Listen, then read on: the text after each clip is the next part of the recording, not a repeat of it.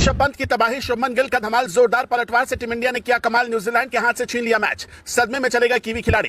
रोहित और विराट को आउट कर जश्न मना रहा था न्यूजीलैंड, आउट ऑफ सिलेबस अगर ऋषभ पंत और गिल दोनों ने खोले गेंद के धागे, जीत लिया दिल, मगर सरफराज पर क्यों बढ़ा बवाल। सरफराज खान नहीं खोल पाए खाता, कैमरे के सामने ही रोहित ने डांटा, क्या सरफराज को आगे मिलेगा मौका या नहीं। चारों तरफ उठी ऐसी मांग, रोने को मजबूर हुए सरफराज।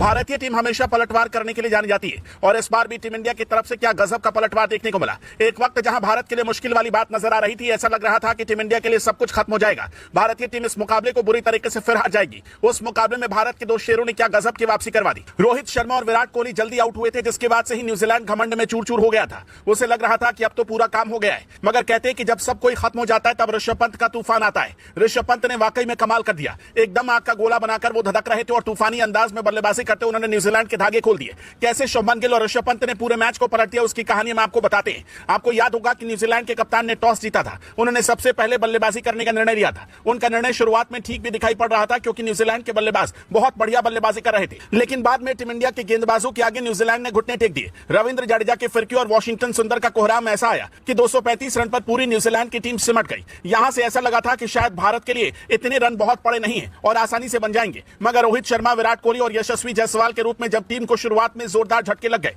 तो मैच फंसता हुआ दिखाई पड़ रहा था। लगातार रोहित शर्मा का बल्ला नहीं चल पा रहा था, जबकि विराट कोहली भी अपने बल्ले से रन नहीं निकाल पा रहे थे। यशस्वी जायसवाल तो चल जा रहे थे, लेकिन टीम के लिए जरूरी है कि रोहित और विराट अच्छा प्रदर्शन करके जाए। देखा जाता है कि जब जब रोहित और विराट का बल्ला चलता है तब तब टीम इंडिया आसानी के साथ मैच में बनी रहती है, मगर इस पूरी सीरीज में रोहित और विराट का बल्ला सवालों के घेरे में रहा। पर पुरानी बातों को भुलाते हुए ऋषभ पंत और शुभमन गिल ने इस मुकाबले में पलटवार करके दिखाया। बहुत मुश्किल पिच थी, बल्लेबाजी एकदम आसान नहीं थी, मगर इसके बावजूद दोनों खिलाड़ियों ने दमदार बल्लेबाजी करके दिखाई। न्यूजीलैंड का कोई भी गेंदबाज इन दोनों खिलाड़ियों को परेशान करने में सफल नहीं हो पाया। ऋषभ पंत तो एकदम अलग अंदाज में दिखाई पड़ रहे थे, टेस्ट मैच को T20 बनाकर वो बल्लेबाजी कर रहे थे। ऋषभ पंत ने ताबड़तोड़ 60 रन बनाए, मगर जब सरफराज खाता नहीं खोल पाए तो फैंस सोशल मीडिया पर भड़क गए और कहा कि राहुल की वापसी करवाई जाए। रोहित भी सरफराज से नाराज दिखाई पड़े, जिसके बाद ये सवाल कि क्या आगे सरफराज को मौका मिलेगा या नहीं। हालांकि एक और बल्लेबाज की चर्चा हो रही है, क्योंकि एक बार फिर अपनी गेंदबाजी से धमाल मचाने वाले वॉशिंगटन सुंदर ने इस बार कमाल कर दिया। बल्लेबाजी की जिम्मेदारी संभालते उन्होंने 2 छक्के और 4 चौकों की मदद से 38 रन की पारी खेली। एक छोर से विकेट जरूर गिर रहे थे, मगर गिल दूसरे छोर से पैर जमाकर खड़े हो गए थे।